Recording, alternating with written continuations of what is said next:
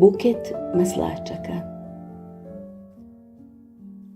Poštovana, molim vas, zadenite ovaj umorni uzdah za šešir kao skromni znak pažnje. Samo tiho, putnici osluškuju. Pomislite na sve usnule sanjare. Možda vas sanjaju. Ne zbog suza, već posljednje kapi tihog okeana koja se vernjači ukazuje put. Imajte obzira. Ja sam svu noć mesečario za vas.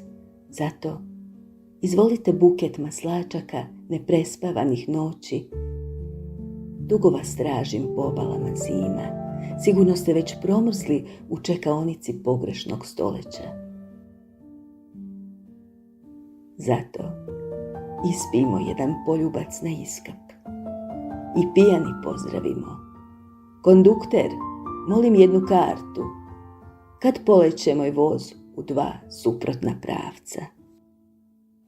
Igor D. Marković.